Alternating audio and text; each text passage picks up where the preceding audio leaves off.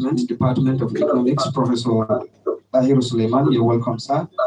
The Head of Department, Marketing, Dr. Mansur Garba, you're welcome, sir. And then, of course, Sabari, Professor Ishai Chachet,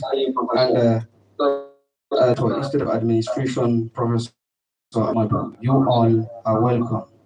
And ladies and gentlemen, quickly, it is very important each time we find ourselves in a gathering like this, we commit whatever it is we are doing onto the hands of Almighty Allah for the blessings of the occasion. And based on that tradition in Ahmadu Bello University, Zaria, each time we find ourselves in a gathering like this, we give ourselves 30 seconds to pray according to the dictate of our respective religions. 30 seconds, please.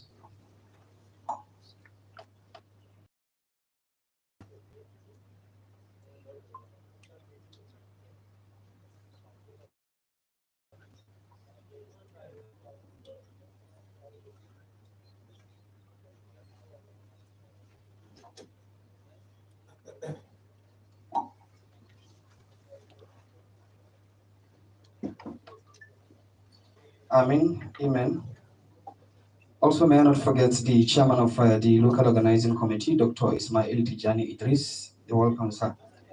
And quickly, the national anthem. May we all rise for the national anthem, please.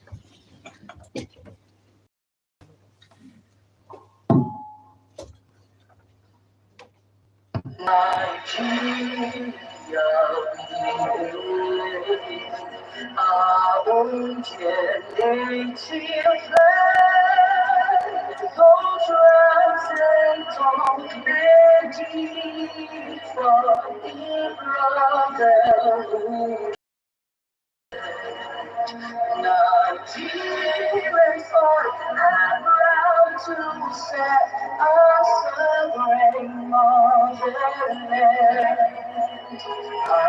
That shall be a symbol that truth and justice reign.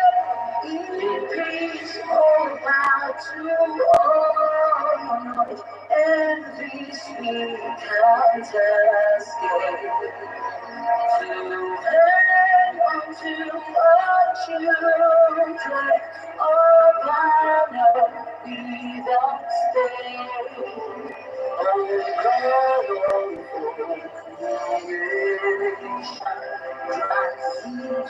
I want to be proud. Help us to build and learn.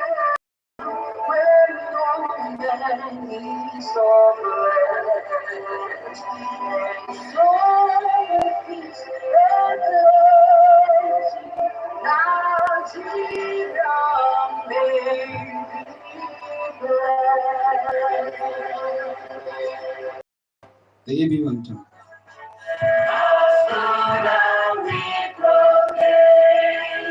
From hills and valleys we've come to draw from the stream of knowledge. Our duty is to succeed in learning and service. Excellence is our goal. Ahmadu Bello University. Yeah, our dreams we shall achieve.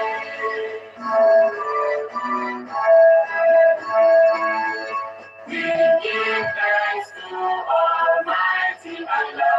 In here with the right of strength. We dutifully shall abide by the ways of good life. Not to south, east to west, your name shall always be known. Ahmadu Bello University, a citadel of prayer. Thank you very much. We may all sit. And quickly, ladies and gentlemen, for the opening remarks, or rather for the welcome address, may I invite the Dean, ABU Business School, Professor Idris Ahmed Aliyu.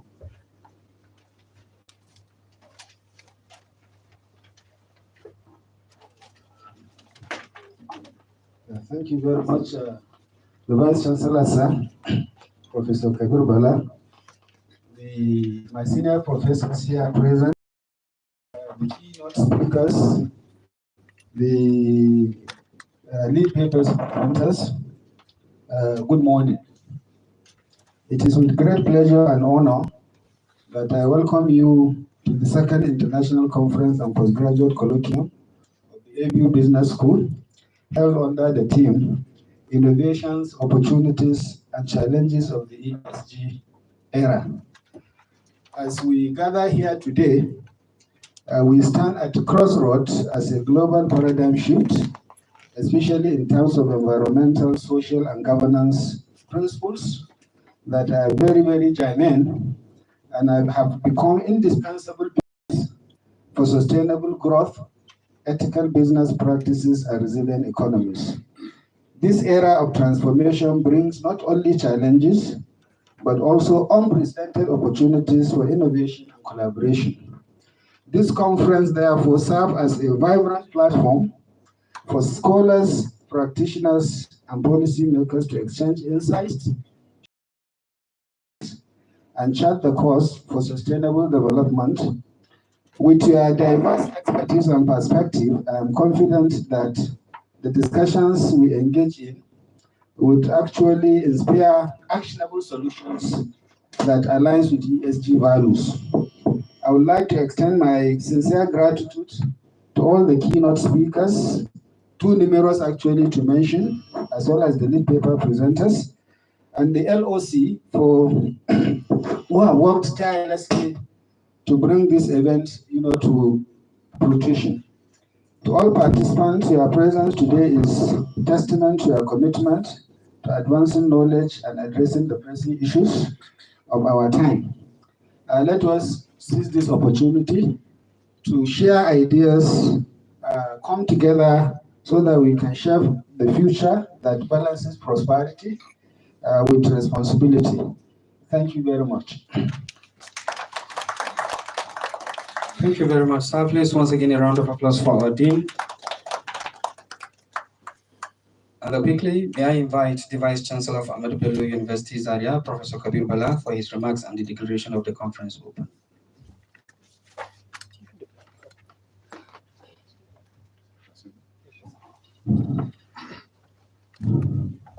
The chairman of this session and the dean, I want to acknowledge and adopt the protocol already established. Good morning to us all. I wish to welcome all of us to the second edition of this international conference, organized and hosted by the is it AB Business School of Faculty now? I'm really delighted because sometimes you start these endeavors and they stop somewhere. I'm happy to come for the second one. I think the first one started last year.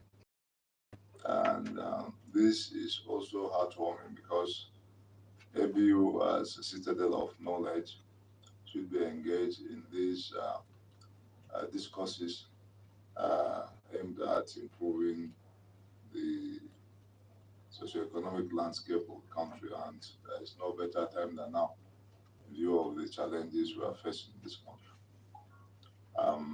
So I wish to welcome all participants, which was very, very engaging sessions. And of course, as the dean said, we hope there will be a lot of feedback that will eventually influence for the policy and actions, which is the main essence of this kind of gatherings. Before I declare the conference open, I would like to sincerely apologize for coming late. Actually, my schedules, according to my schedule, they said 10 o'clock, I just saw 9:30. And secondly, we have some teams, accreditation teams in the university that we had to receive formally. Incidentally, both DVCs are not around, so I had to receive them. I'm sorry for that. Having said that, I would like to declare the conference open. Thank you very much.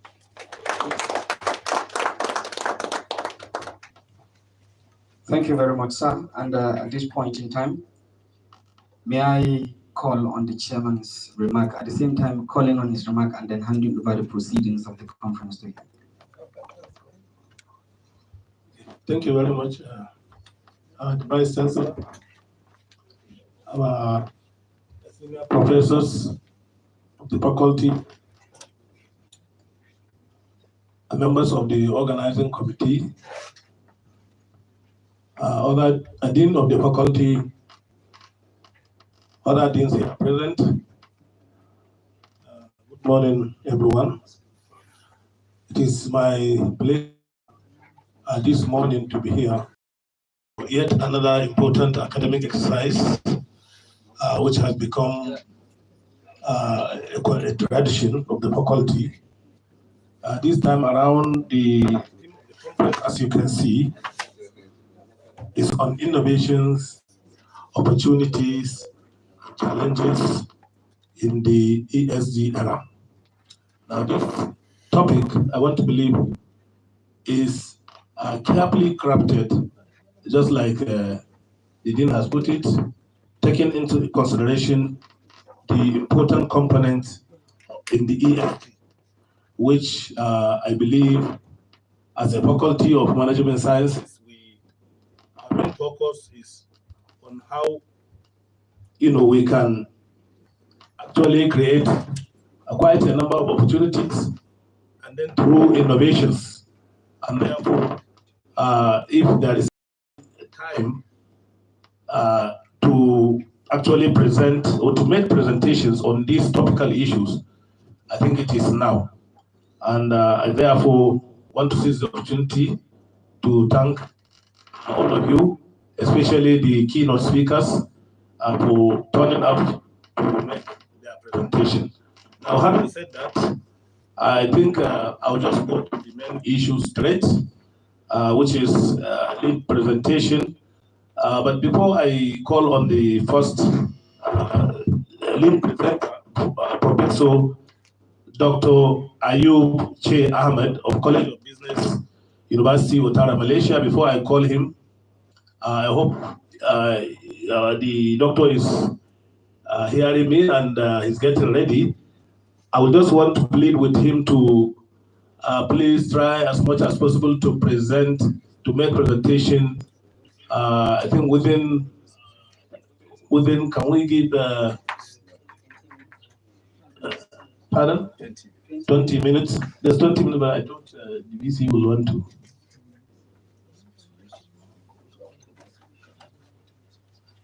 No, I was told. I will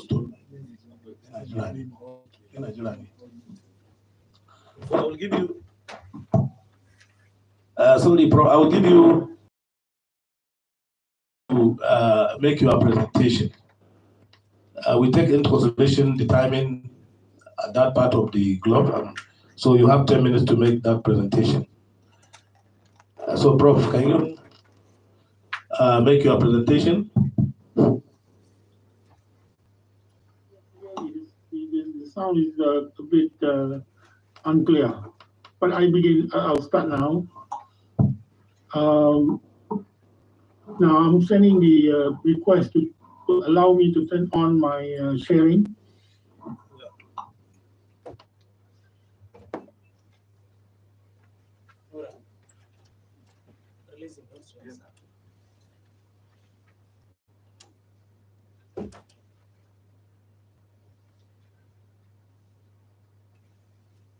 I hope you can see the slide.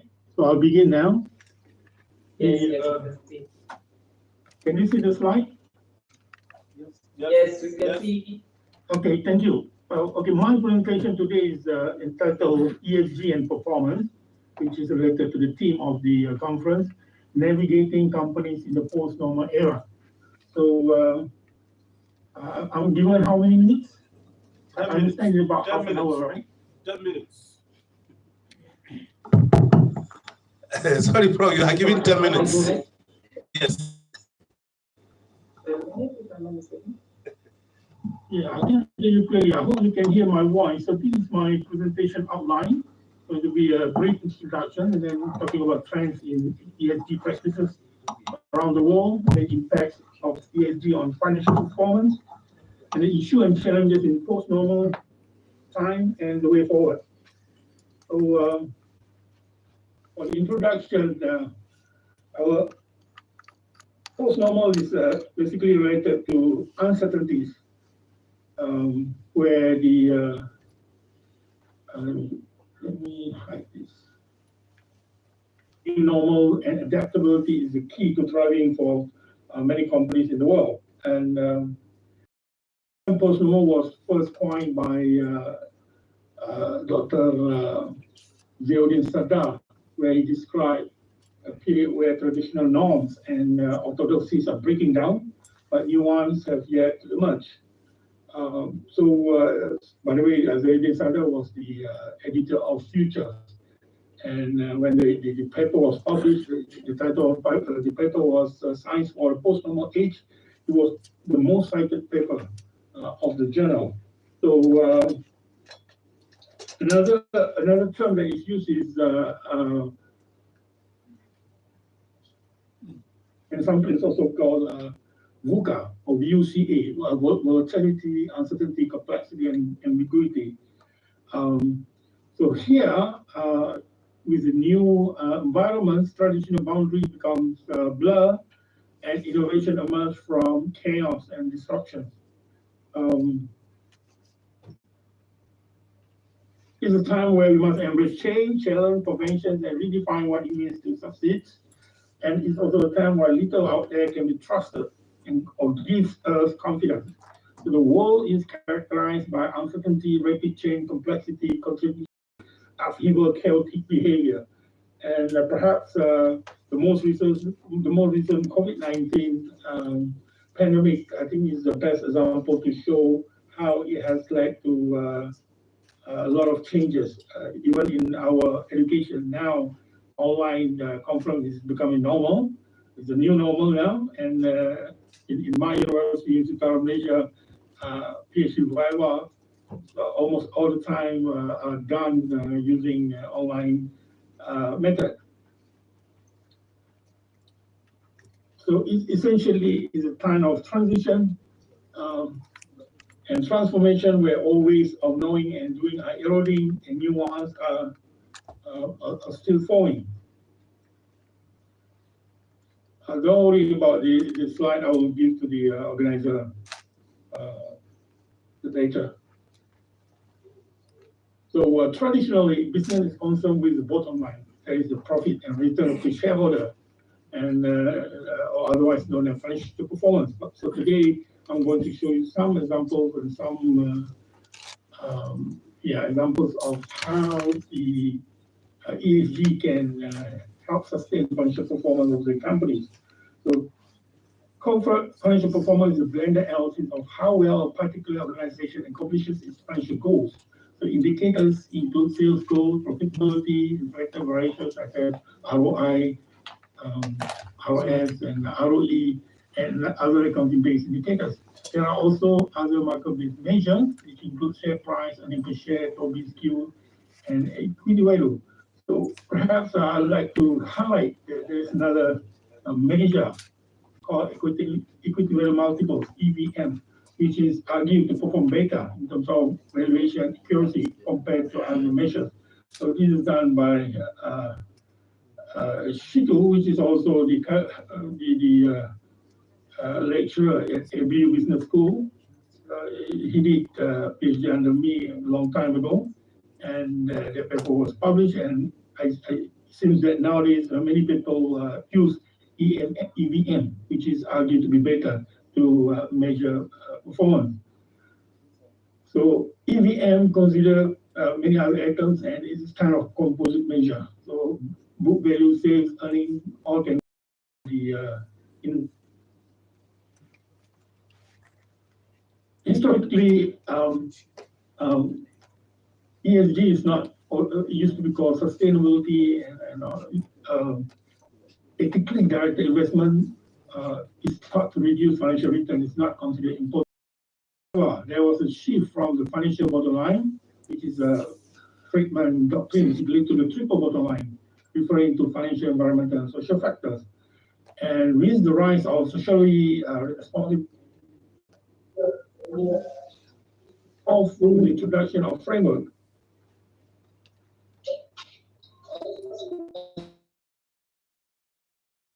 of some of these bit noisy. But ESG integration has become mainstream now, influencing investment decision and regulatory measures. Today, ESG is recognized, assessing sustainability and responsible practices in many other countries. So basically, this is the historical background of the ESG, how it evolved from EHS, which is environment, health, and safety, to sustainability, to corporate work with the corporate social responsibility, CSR, and now ESG. So this is the three pillar of ESG, the environmental, social, and governance goal, which are thought to be very important for the current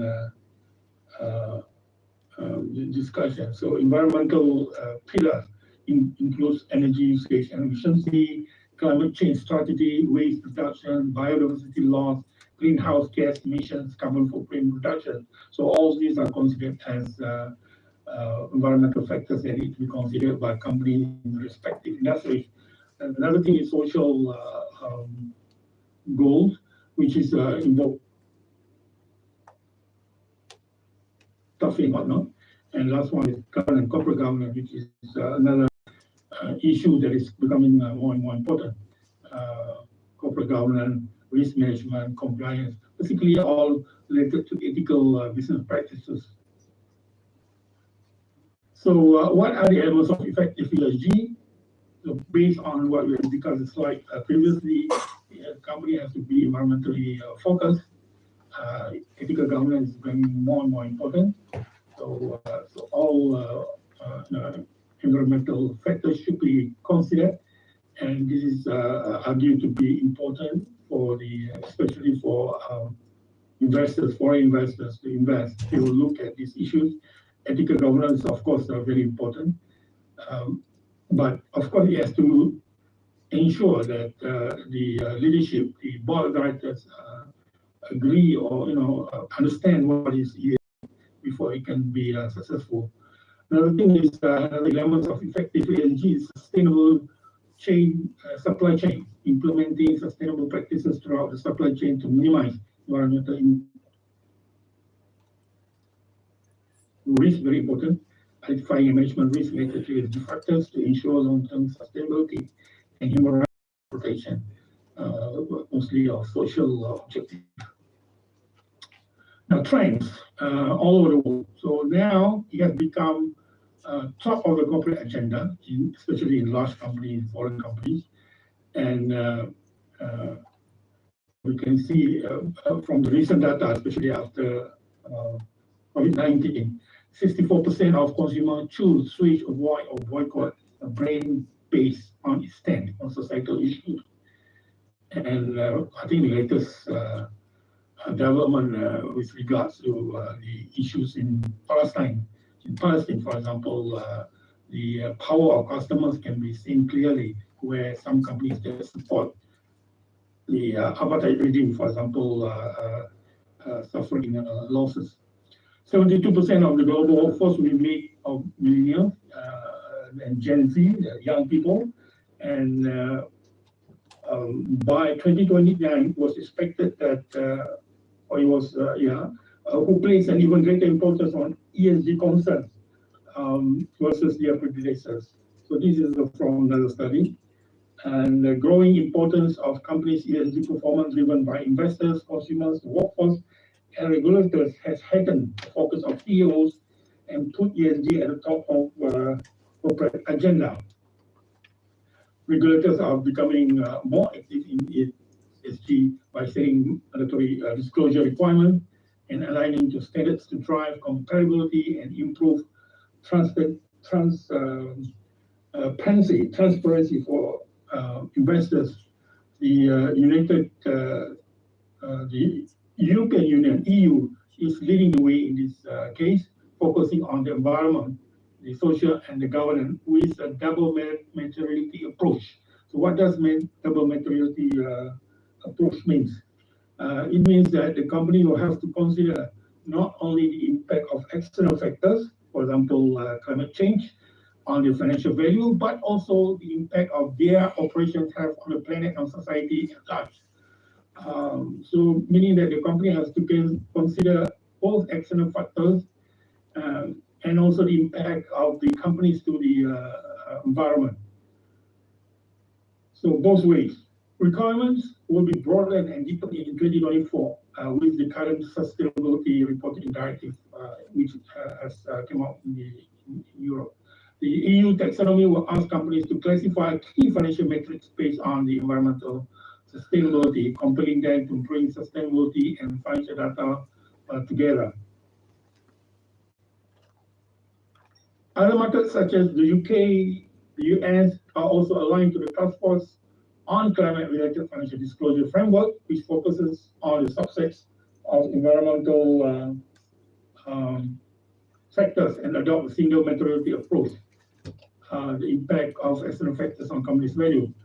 In the case of Malaysia, Malaysia Stock Exchange last year launched an ESG reporting platform for listed issuers to submit disclosures under the board's enhanced sustainability reporting requirements. And note that the ESG reporting was already made compulsory for listed companies in 2016, but companies have the flexibility to use the reporting framework of their choosing. Now, Bursa Malaysia is introducing more stringent reporting requirements in the face of the year approach with the view to bolster the resilience of the company and encourage more investment. So, what about Nigeria? I didn't put it on the slide, but I understand you know better than me. Correct me if I'm wrong. Nigeria Stock Exchange also launched its sustainability disclosure guidelines, encouraging listed companies to adopt ESG principles and disclose their sustainability practices. But these guidelines are voluntary, not mandatory in Nigeria for companies listed on the Nigeria Stock Exchange. And then the Commission of Nigeria also mandates that companies integrate corporate governance principles in their operations, which indirectly promotes the governance aspect of ESG. And they must disclose the practices as well. And the Central Bank of Nigeria also issued regulations for banks to adopt sustainability banking principles. But as I mentioned earlier, those guidelines are all not mandatory, are voluntary in nature. Most sectors in Nigeria. So it seems that in terms of the practices, Nigeria is a bit lacking in this issue. Perhaps in the near future, maybe, I don't know, is going to be more important. So the growing importance of companies' ESG performance, driven by investors, customers, workforce, and regulators, has heightened the focus on. I think this is repetitious of the earlier slide for some reason. And this is not. Okay, that's all right. So according to, still on the trends, according to McKinsey 2019 study shows that strong ESG performance is positively correlated with higher equity returns and reduction in downside risk. So there are also other studies that show that there is a positive relationship between ESG practices and financial performance. Another study by NYU Center for Sustainability Business Analysis look at over 1,000 studies published from 2015 to 2020 also shows that strong corporate management of ESG is linked to improve ROE, ROA, stock price, operational efficiency, and risk management. So studies by academic researchers also show strong association between ESG performance and financial performance. So we can say that looking at those literature, the findings are all positive, showing that there is a strong correlation, positive correlation between ESG practices and financial performance. So they are proven empirically. Roughly 90% of the studies find a non-negative, meaning positive ESG CFP relation. More importantly, the large majority of studies report positive findings, and the study highlights that positive ESG impact on CFP appears stable over time. So other studies in developing countries in India and China, which are very big countries, also show similar relationship between ESG and corporate financial performance. For example, by Dalla and Taker and Zheng and Zhang, 2023. So this makes a clear case why moving beyond ESG reporting into risk management and performance improvement can drive superior returns for companies. Okay, now what happened with these post-normal things, corporate performance in the post-normal time? And according to a study, there are to successful leverage on the post-normal, or here I call it VUCA framework, or VUCA post-normal and new normal are used interchangeably because there is almost the same, I think, because of definition. So if you look on the right side of the screen, you can see that performance in the volatile world, speed decision making, for example, uncertainty, complexity, ambiguity. Company has to speed up the process, has to be flexible and agile, and then the company has to be self-aware of what's going on. So importantly, this led to the company needs to develop a VUCA mindset, self-awareness basically, adopt scenario analysis, encourage cross-functional collaboration, build resilient infrastructure, prioritize customer centricity, implement experimentation and rapid prototyping, develop strategic error management initiative, which is related to social, and transform supply chain management for greater agility. So I'm not going to discuss in detail each one of these, but basically these are the framework of the corporate performance during post-normal time. Now I prepared this approach since I thought this morning you're going to have a PhD colloquium or something to the students. They want to see how is it in the form of conceptual framework where financial performance on the right side is determined by many factors, and including ESG. So perhaps you want to study this relationship, you can put a lot of strategies under environment, under corporate governance. A lot of studies on corporate governance, including the one by Dr. Shitu.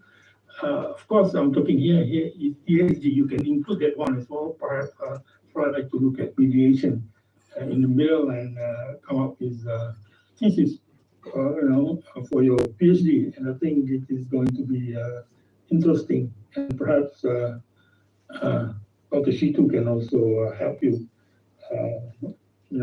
preparing this because he has done that.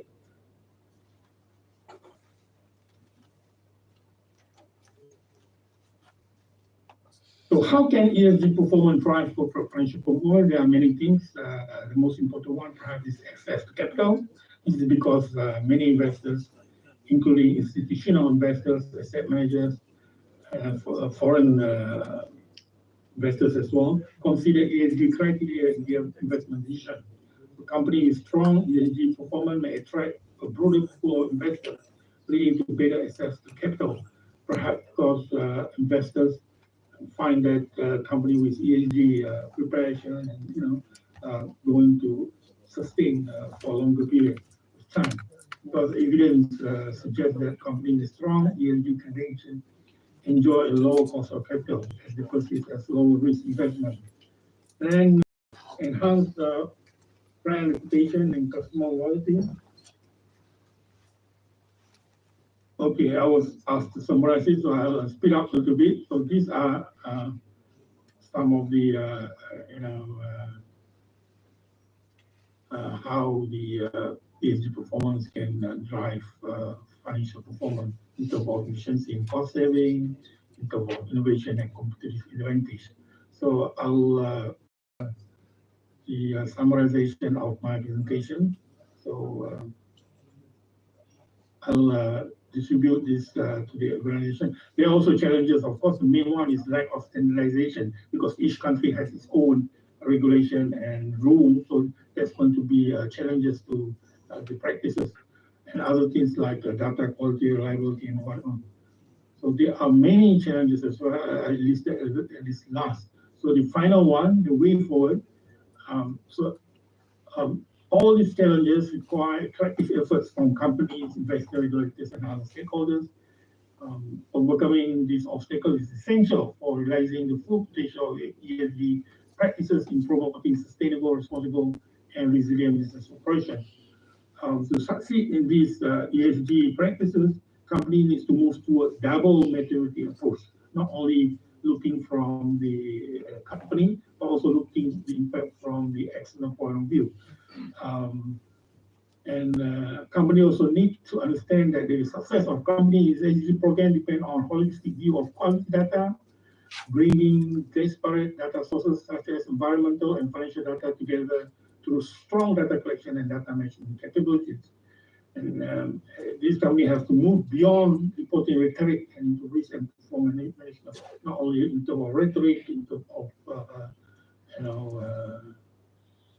window tracing or whatnot. It has to be honest and it has to be real risk and performance management. Finally, the last slide.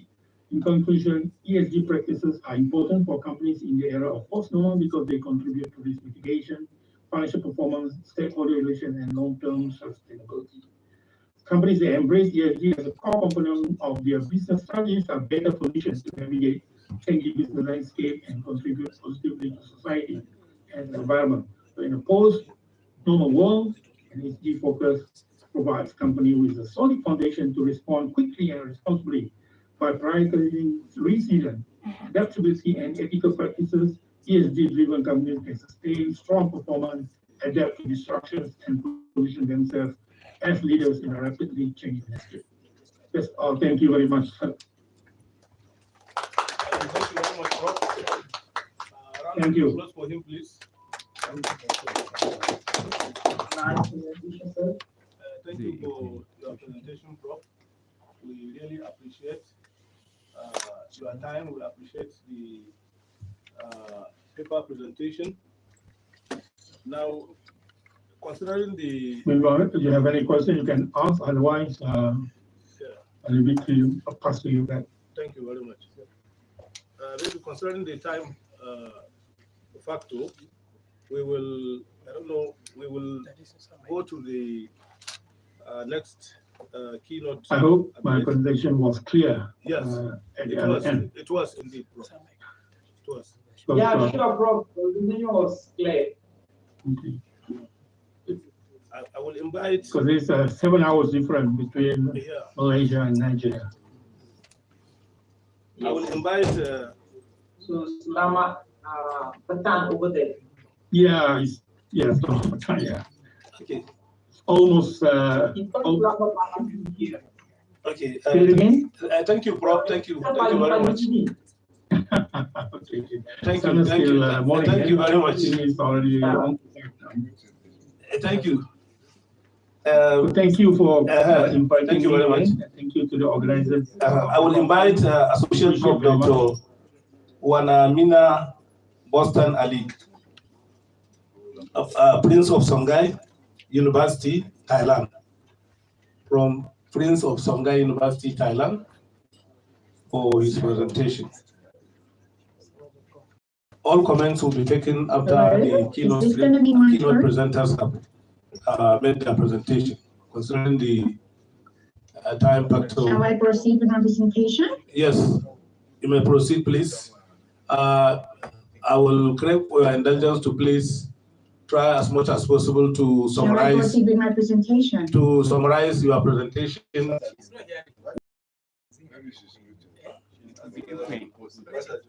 It's muted there.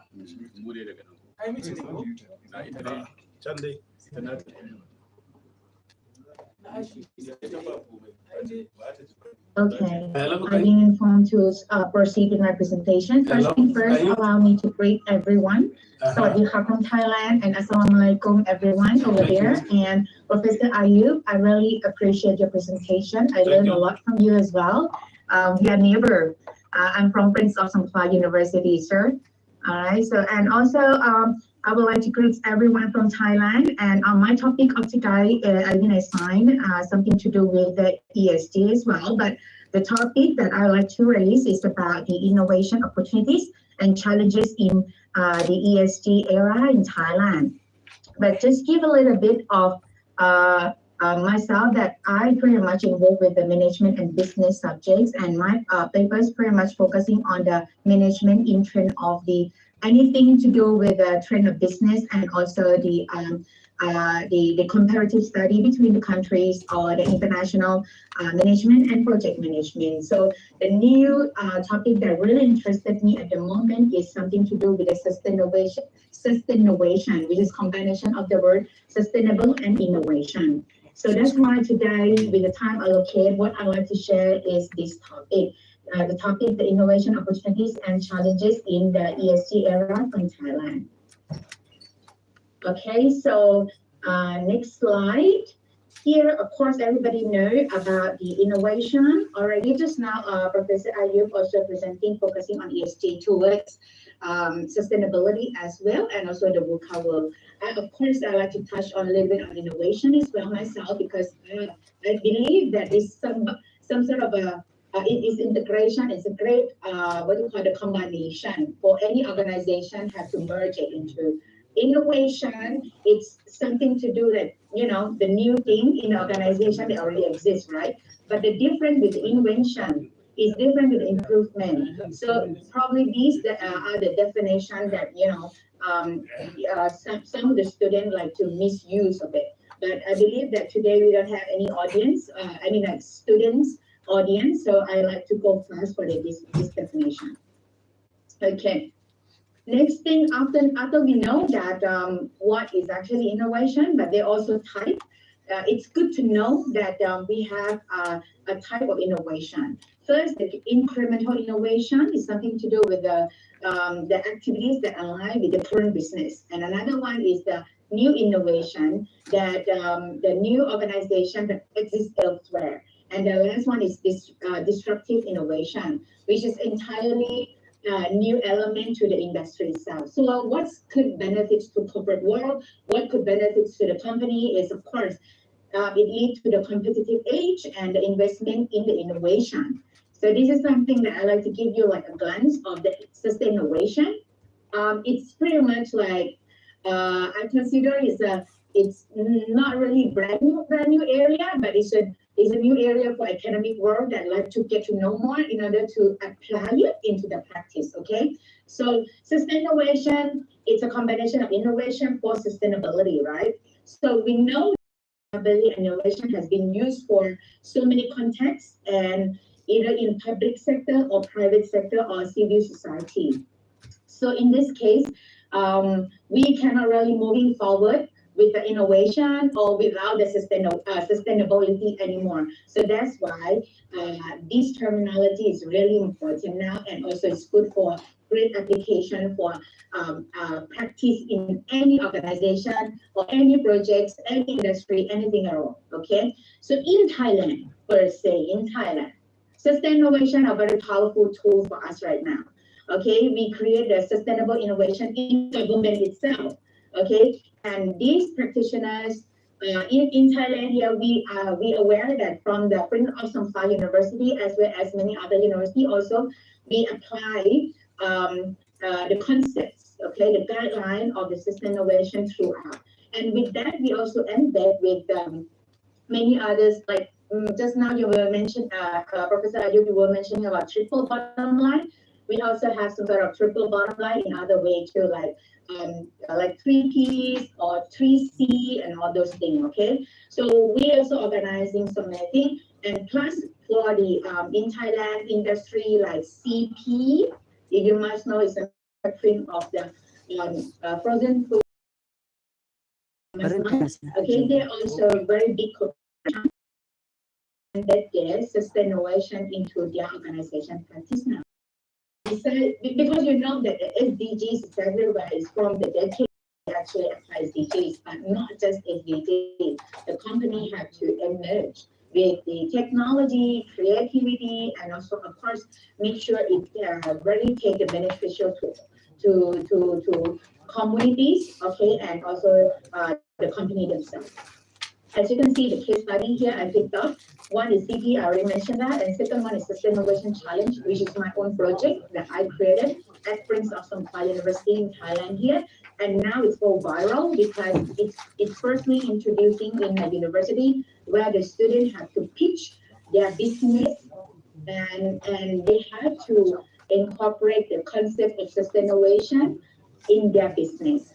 Okay, same thing with how you design business model, all right, but how to emerge the sustainable and innovation into their future. So we come out with a challenge, and currently in this stage, in the middle there, we did it just last September, and we have Indonesia, Malaysia, and Thai students, or a total of 300 students in this stage. And we very well received, and the government, our government, our provincial really appreciate this because it's a new area, and we try to make our city more sustainable and innovation. So now, this is the case study of CP. CP and also CPF also emerged with the ESG as well. They discuss a lot about how important of the ESG criteria in their business landscape, right? And particularly, of course, we are in Thailand now. We have a new government, you must know, okay, keep on changing though, but the great selling of political ribbons is the how to drive the sustainable finance and investment, or the good great governance, okay, and how to make the growing ESG awareness. How investor, they have to aware about the investor expectation regarding placing greater emphasis on ESG performance when making investment decision. Of course, they have to also think about the regulatory development when it comes to pushing the greater ESG complaints, which is we actually merge with so many corporations in this in order to make the companies that have many supply chains involved and have a transparency and good governance and have the ESG reporting. Okay, we have also. Okay, this one is a case study that I mentioned just now, from the sustainable event management to the sustainable sustainability practice in my subject that I actually teach, sustainability management as well. So what happened is that we put this into practice with the government.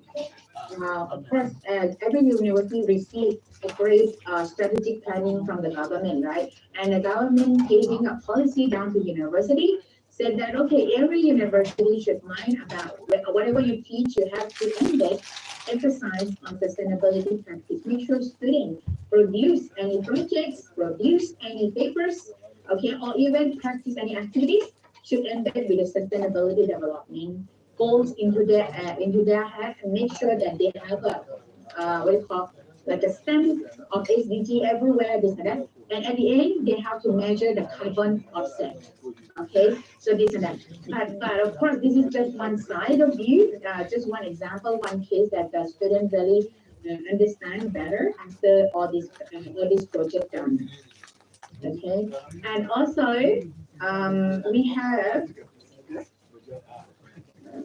Okay, this is the video. Okay, I'm just gonna keep talking that in Thailand here, we live very uncertain time in Thailand. Okay, we're facing so much of climate change. Okay, one of the greatest threats in environmental and society in Thailand is the company in the Thailand very shaking, guys, very shaking, under pressure from the government and many stakeholders, as well as okay, when it comes to the public to disclose the ESG and sustainability performance to demonstrate their commitment and progress towards sustainable and responsible business practice in Thailand.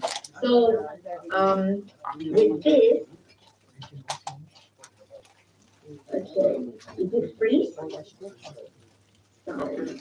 I'm just gonna keep going. Okay, with this, besides Thailand, also many countries around the world are introducing the, the greater transparency and combat the greenwashing. So I think what I try to say here, as you can see the logo on the right, I think the assurance, okay, the assurance can help the companies comply with these regulations and meet the relevant reporting requirement. I'm not sure if Prof. Ayub agree with me on this.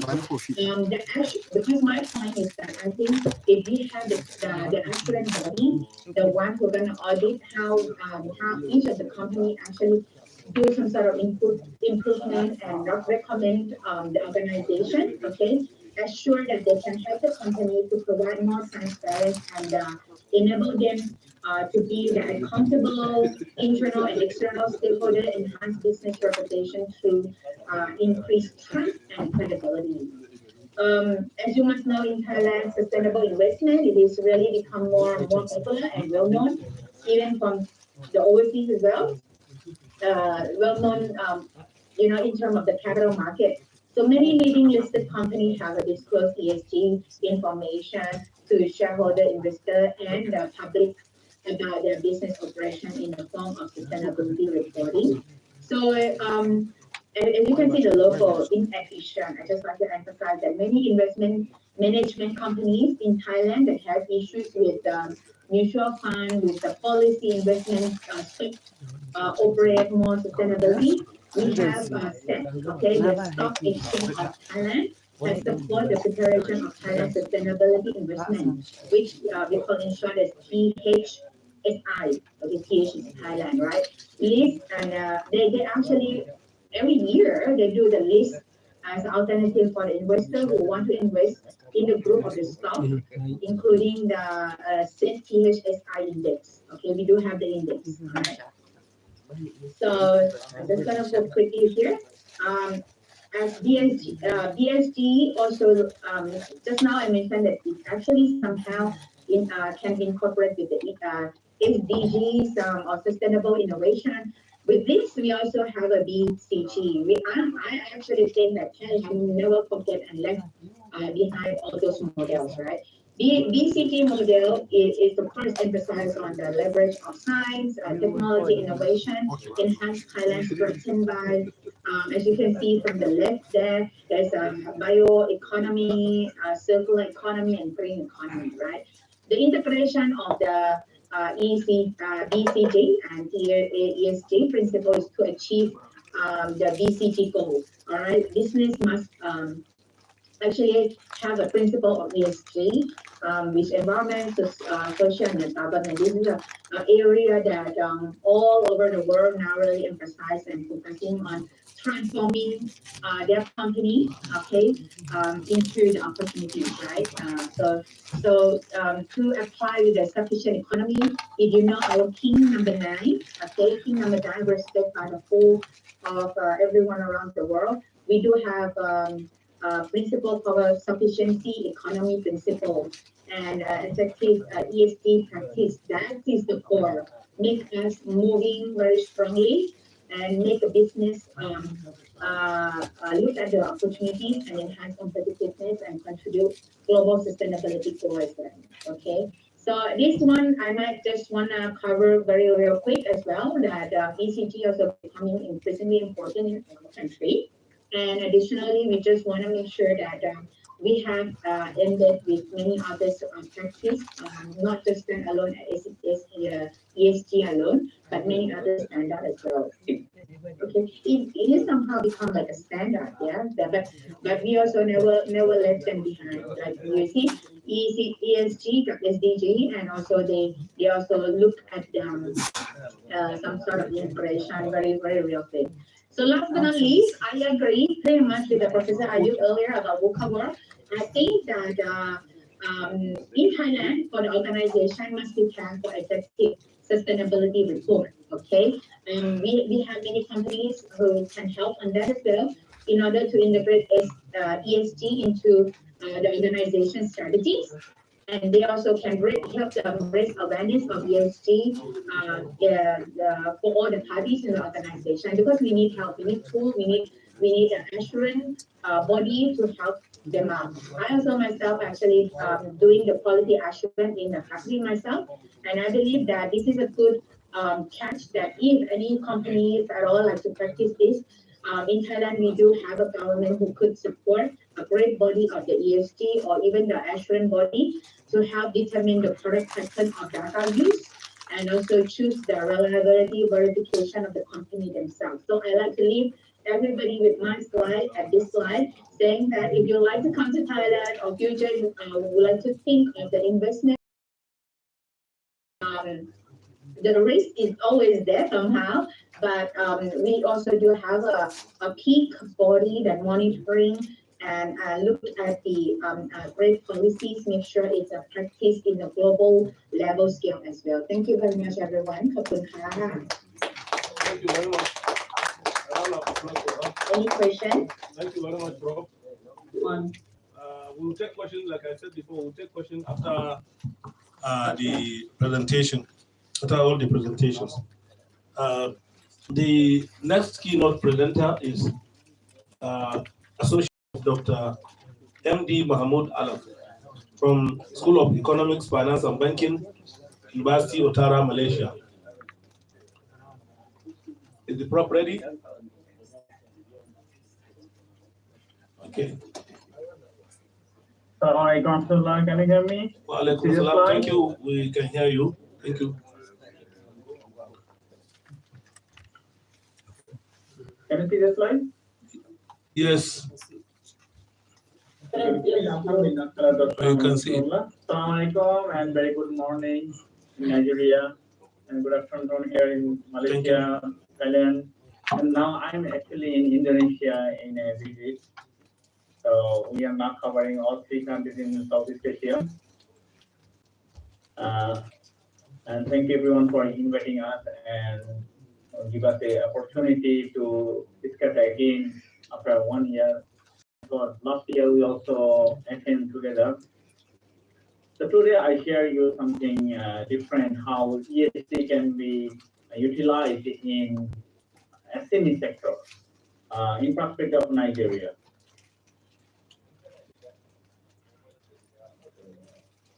Right. Nigerian SME sector is very vast and it's really very important for the whole economy.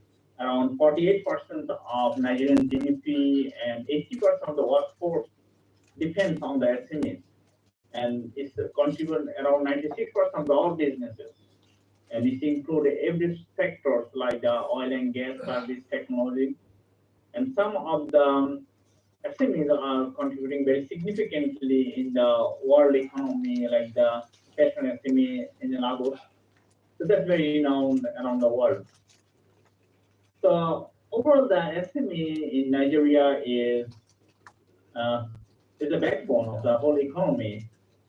And then if we see how the SME is performing in terms of the financing and other challenges.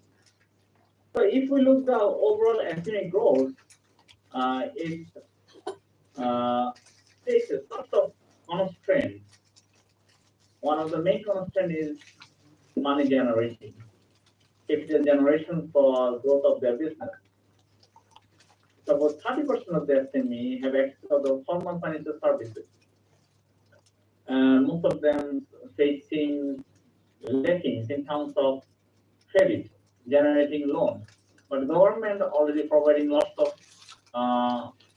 formal financial services, also providing lots of services, financial tools, but it's costly, around 15-20% interest rate, the formal banking services. And government also providing on behalf of about the formal financial sector, but the government financing has some limitations. It's not that much big as a commercial finance. Then the SME sector also facing problem in terms of digital adoption. SME here, 20% SME integrate ESG principles in the business. Also 20% can adapt with the technology in their business. So if we see the most of the SMEs, like 80% are not aware about the environment or governance and social focuses, as well as the technological involvement. So this lacking, and also due to lots of infrastructure and financial barriers, due to constraint from new investment, new capital, and also skill in terms of infrastructure setup. At the same time, the conventional business model are also not suitable for the modern world. And the people already adapted with the old system and they are not willing to change so fast. And their skills are also not that much that they shift their whole business in digital form or adapt the modern technology or adapt with the modern ideology. So these are the key challenges. So one is from the financial side, another one is from digital adaptations, another one is the mindset up. So we can see how the SME can overcome this problem. And at the same time, their skills are also not up to date to integrate ESG concept in their business. SMEs are not adequately knowledgeable in this field, like ESG parameters, how to incorporate governance or environment in the business. And there are also many SMEs led by the women. And among the women-led SMEs, they face further challenges, integrating the technology and finance. If you see the other perspective beyond the border, there's a global issue. Nigerian SME also face global challenges and compete with the other SMEs around the area, like the SME from the South Africa and Kenya.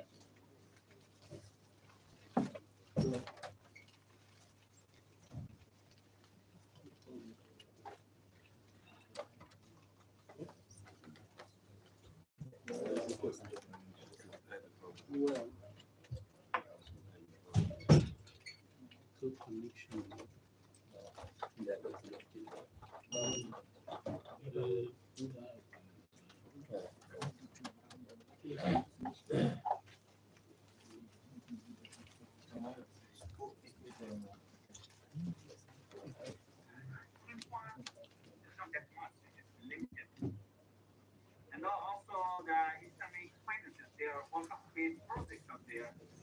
The Islamic can get charity or donation or Islamic model based financing beyond the foundational bank. And then another option is generating funds to the supply chain financing. From the supply chain, they can take the money, borrow the money from the supply chain to pay later, like Dangote Group, and a program like that. And also, SME nowadays also can include in the stock market. They can generate funds from the capital market if they have strong information and good confidence on ESG governance and environmental issues, so they can issue new bonds, like green bonds or sustainability linked bonds. So nowadays, SMEs are also indexing in markets, so they can generate funds from there. And then the normal one is the traditional exchange. Beyond all of this, there is one source of new financing, then the digital financing. From the fintech financing, this is a new form of generating funds. like P2P lending, peer-to-peer. Through P2P lending, based on some framework, business can generate their fund with low cost. And then another is the blockchain-based financing, which actually reduce the cost, overall transaction cost, also reduce the process requirement, and increase more transparency, and it increase the reliability of the investor. So if SME can understand how blockchain incorporating their business model, incorporating their supply chain, that's actually attract more investor and also get better financing. And that's called overall cost reduction. Nowadays, there are lots of fintech, so it's not necessary to go everything in the form of banking channel. They can use some of the money transfer or any financial dealing through the new informal sorts of informal out of the banking source financial institutions like the fintech. There are many types of fintech. They can use e-wallet, fund transfer, like that, and that involves them in digital era.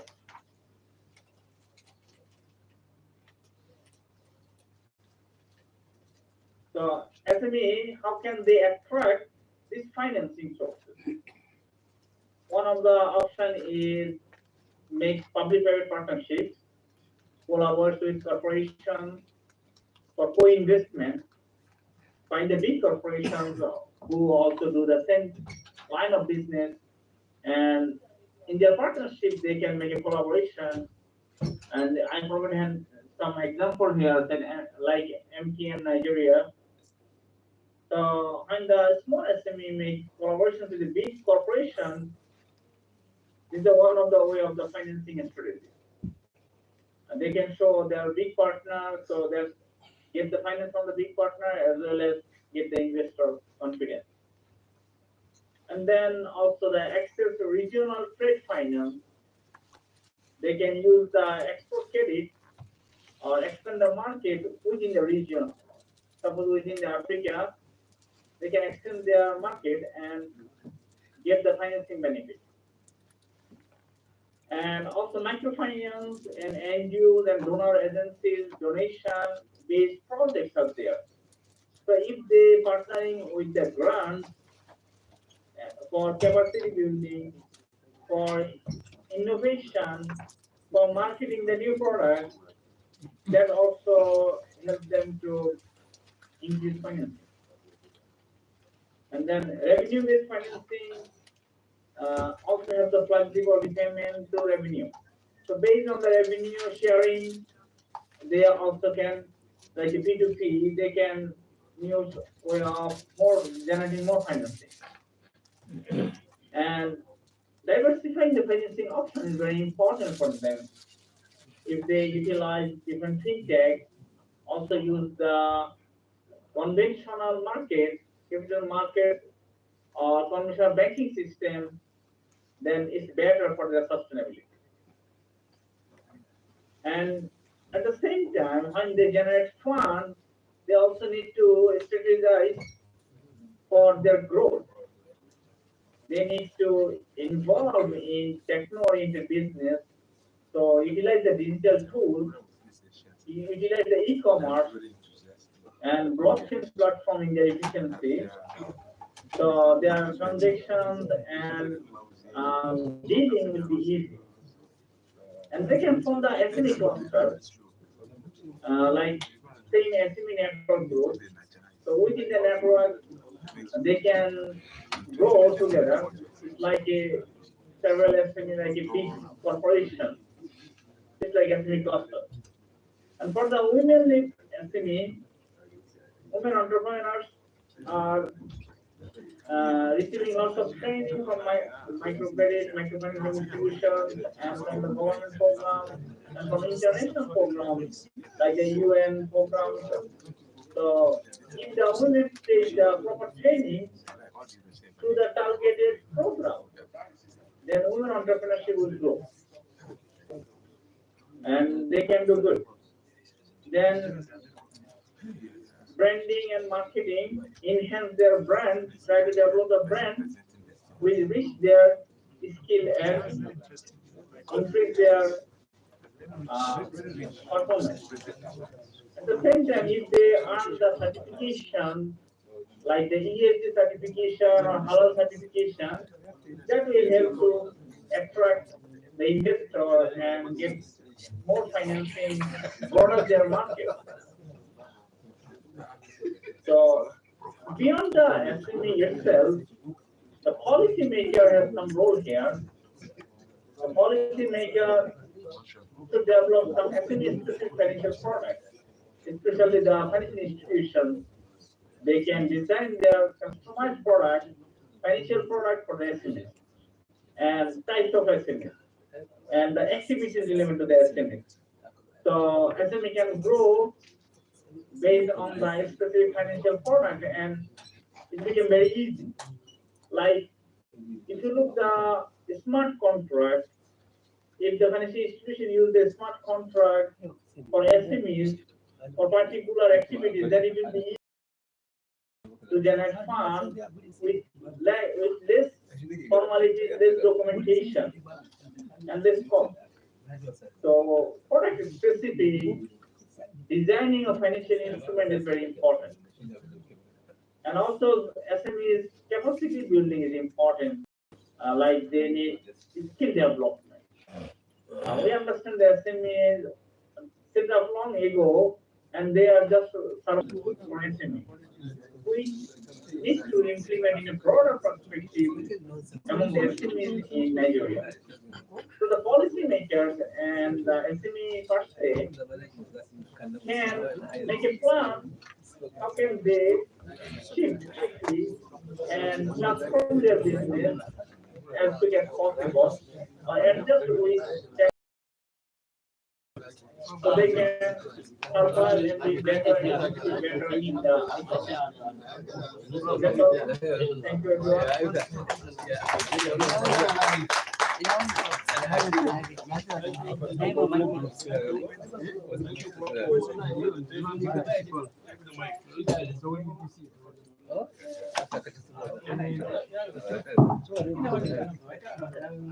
Thank you very much, Prof, for the presentation. We are very grateful. Can we give him another round of applause? Thank you, Prof.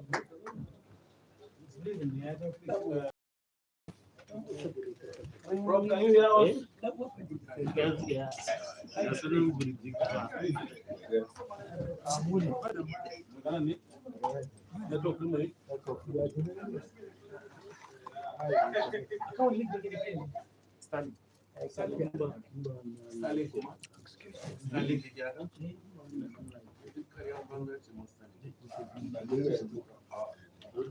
Directly from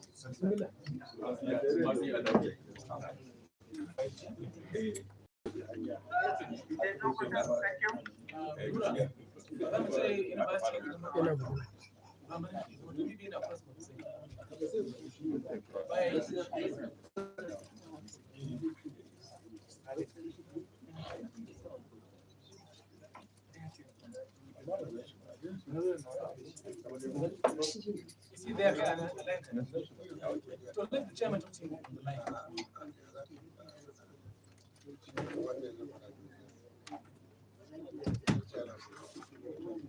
line. Thank you very much, Prof. Thank you very much. We appreciate your time. We appreciate your presentation.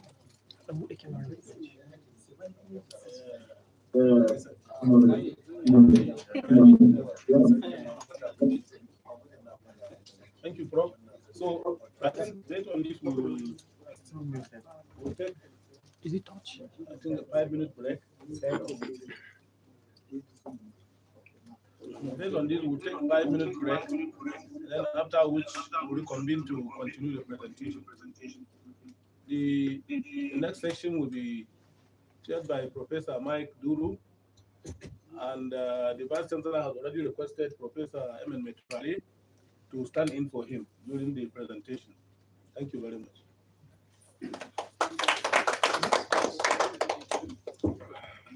So I hope Professor Rashida Funke Olaruwaju will take note of this information so that as soon as we reconvene, you will present your paper. Thank you.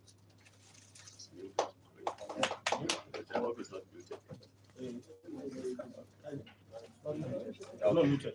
Thank you. So, please, all presenters can stand by.